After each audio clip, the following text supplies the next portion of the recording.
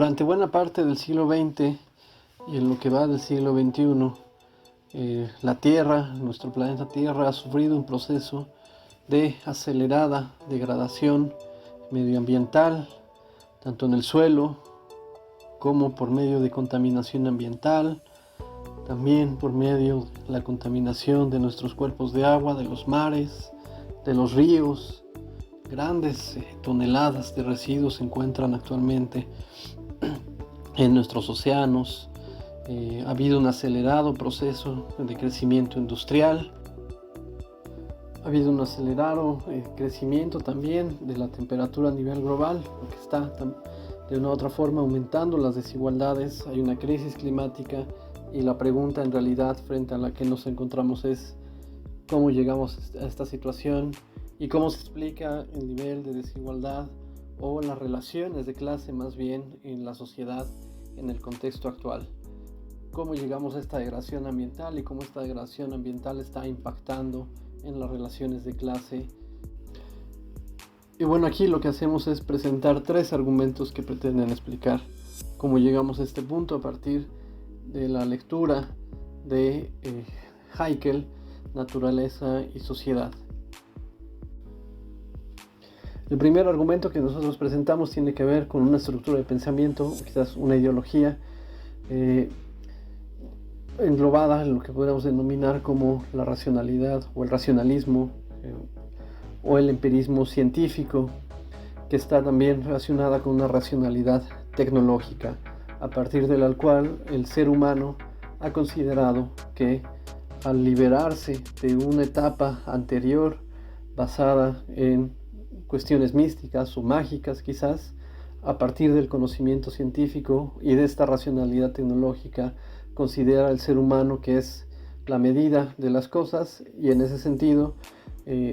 tendría cierta libertad o la posibilidad de apropiarse de la naturaleza, de controlar a la naturaleza y de dirigir el destino de la naturaleza, ¿no?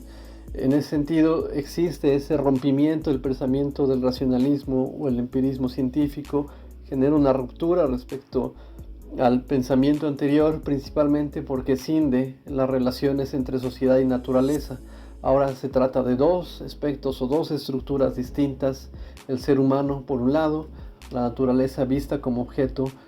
por otro lado. Y como lo menciona también Enrique Leff, esta racionalidad englobada dentro de este racionalismo científico y esta racionalidad tecnológica se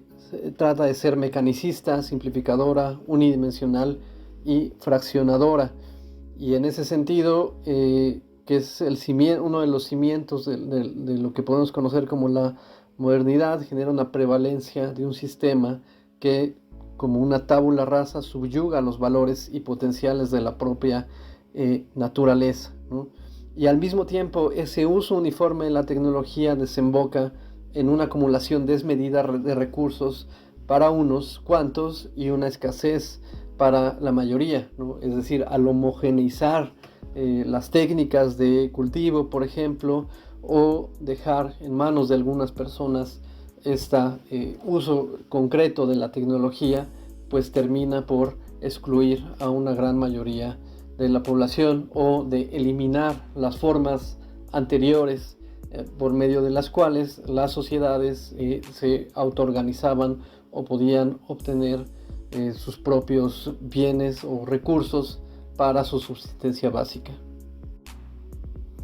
El segundo argumento que quisiéramos presentar tiene que ver con la apropiación del excedente. El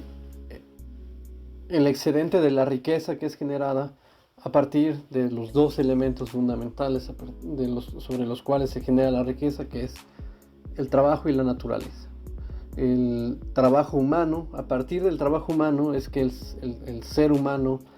se apropia, transforma o modifica la naturaleza, y al modificar, transformar, también se está modificado a sí mismo, ¿no? La naturaleza entendida como el soporte de la actividad creadora del ser humano, que es el trabajo o la base material para poder realizar ese trabajo, y tanto como una naturaleza transformada como un objeto de disfrute para el ser humano. Entonces, eso es en términos generales el entendimiento de la riqueza. Pero en cuanto el ser humano excede su capacidad transformadora creada sobre la naturaleza, en el sentido de que ya no es solamente para cubrir sus necesidades básicas o el valor de uso que se le está otorgando a cada uno de los objetos que transforma de la naturaleza, surge el excedente, y entonces, de acuerdo a lo planteado en la lectura, es a partir del excedente que comienza una decisión de la sociedad en clases, es decir, entre aquellos que luchan por la apropiación de ese excedente y la imposición de una clase que se apropia de ese excedente a través de la organización estatal, ¿no? Entonces, la organización de la sociedad pasa de estar basada en los valores de uso que otorgan los objetos de la naturaleza transformados por el ser humano, a una sociedad en la cual el excedente se apropia por parte de una clase que privilegia el valor de cambio que ofrecen los distintos objetos que son modificados por el ser humano. Y así tenemos como última situación que la producción en la sociedad capitalista en realidad tiene como fin principal la producción de ganancia para quienes están apropiando del excedente de la riqueza producida a través del trabajo humano no pagado, pero también de la naturaleza gratuita, es decir, el capitalista se apropia de la naturaleza por la cual realmente no está estableciendo ningún pago, ninguna compensación, la está obteniendo de forma gratuita, y también se está apropiando del trabajo no pagado, del asalariado y del obrero. Entonces esto crea con mayor claridad la relación de la sociedad de clases, y por ello el capitalista tiene que continuar, al estar inmerso en un proceso de competencia con otros capitalistas, tiene que seguir acumulando riqueza del trabajo no pagado y del trabajo de la naturaleza gratuita. Entonces eso es realmente la fuente, el origen de la desigualdad de la sociedad actual, y eso explicaría en mayor medida la sociedad de clases en la cual nos encontramos.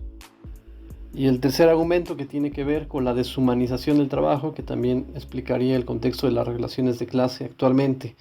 Como lo mencionamos hace un momento, pues la clase trabajadora no solamente no se le paga por el trabajo que está realizando, no solamente se le despoja de la plusvalía que genera al realizar las mercancías, sino que también son privados de la posibilidad de apropiarse de los productos de su trabajo. A partir del momento en que los productos del trabajo no solo tienen consigo un valor de uso,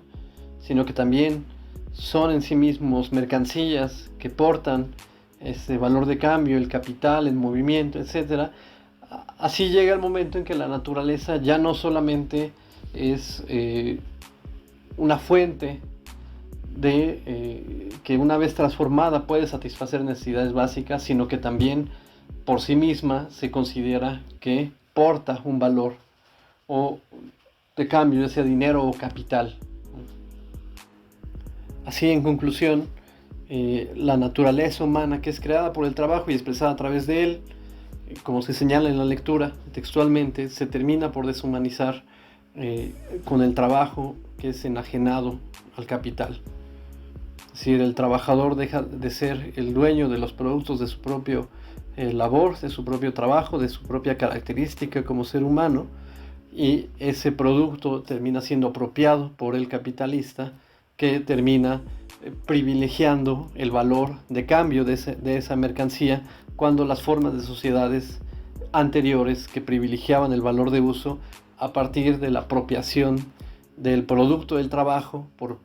el propio trabajador en la sociedad actual, y eso marca el entendimiento de la sociedad de clases en nuestro mundo actual. En la sociedad actual el trabajador queda desligado por completo del producto de su trabajo.